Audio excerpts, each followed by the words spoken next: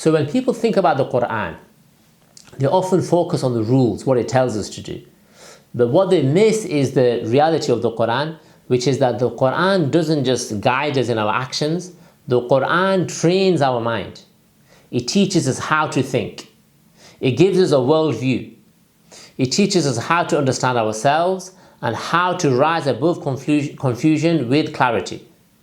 The Qur'an, so this is what we're going to explore today, how the Qur'an shapes the way we think and the way we reflect and the way we understand the world around us. So the first point, the Qur'an teaches us to reflect, not to receive. Over and over again, the Qur'an asks us, do you not reflect? In أَفَلَا يَتَدَبَّرُونَ أَفَلَا تَعْقِلُونَ? Yeah, like constantly, tafakkur is mentioned, reflection is mentioned, using our mind, thinking deeply. Yeah, so the Qur'an invites deep thinking. It wants us to question our assumptions. It wants us to examine what we follow, and it wants us to really build conviction from absolute clarity, not just blind imitation. So when you read the Qur'an, you're actually being trained to slow down. You're being trained to reflect, to analyze and to understand. Because true reflection is what will lead to transformation. Knowledge has to be reflected upon for it to impact the human being. Otherwise, it just stays at a surface level. So the Quran enables us to do this. Secondly, the Quran teaches us perspective. It teaches us to see things beyond just the surface. Yeah? So, in other words, I mean, the world that we live in now is a very outward world. It's just obsessed with the way things look, you know, like how fast things happen, how we react to everything around us on a very surface level. There's no depth. The Quran gives us depth. Yeah. So, for example, when the Quran talks about hardship, it explains the wisdom behind hardship. It doesn't just explain the event that took place, it tells us what we can learn from the event. When the Quran speaks about success, it reminds us to not become arrogant, to receive success in a good way, instead of just reacting upon the event on a surface level. When we receive success, the natural reaction is to become arrogant and to ascribe it to ourselves. The Quran wants to move us away from that. When it speaks about this dunya, about this world, it reveals the emptiness of the world. And it reminds us to not become trapped by its temporality and by its fleeting pleasures. Yeah? So therefore, the Quran is always training us to think deeper, to go beyond emotion, to go beyond instinct, to go beyond impulse, and to enable true understanding. Thirdly, very important, the Quran strengthens critical thinking.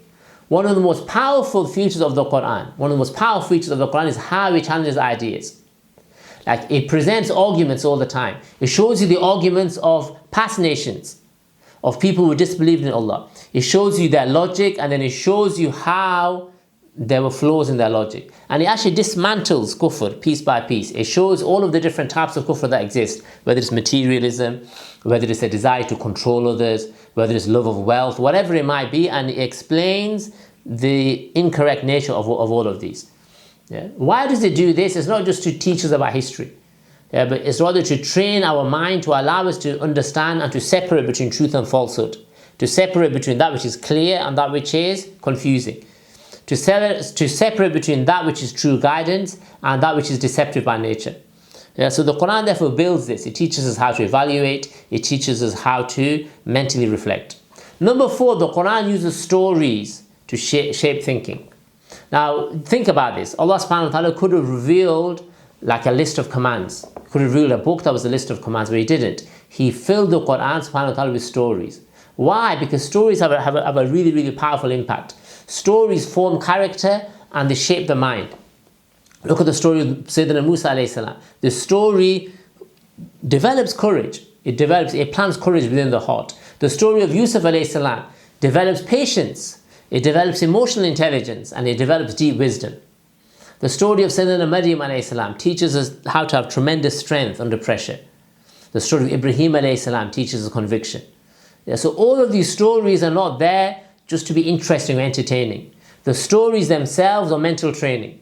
They shape how we process pain, how we deal with success, how we deal with hardships, and how we deal with all of the different choices that we have to make. So the Quran is telling you, it's not just telling you what happened, it's telling you how to think, and how to think in a correct way. What else? The Quran teaches you to ask the right questions. So this is a big problem now. Many people today now, we're full of questions. All of us are full of questions. But not every question is a good question. Yeah? The Qur'an tells us the questions and it teaches us how to ask questions that matter. The questions that bring us closer to Allah. Questions that allow us to fulfill our internal purpose. Questions that humble our heart and strengthen our mind. And this is very important. Yeah, when you ask the right questions, you'll find the right answers. What else? The Qur'an connects logic with the heart. The Qur'an addresses the heart and the mind at the same time. And the problem now in the modern world, we separate. We separate logic and emotion. The Qur'an unites them. Yeah? It speaks to the mind with evidence, and it also speaks to the heart in a really powerful and profound way. Why is this? Because we need both. A mind without a heart becomes robotic, becomes cold and distant. And a heart without a mind, it becomes misguided. So we need to train both of these in order to think properly. And this is what makes Islamic, or the Quranic perspective unique. Yeah? As well as being intelligent and grounded, it's also spiritual. It's also deeply transformative. So in conclusion, the Quran isn't just a book, it's a way of thinking.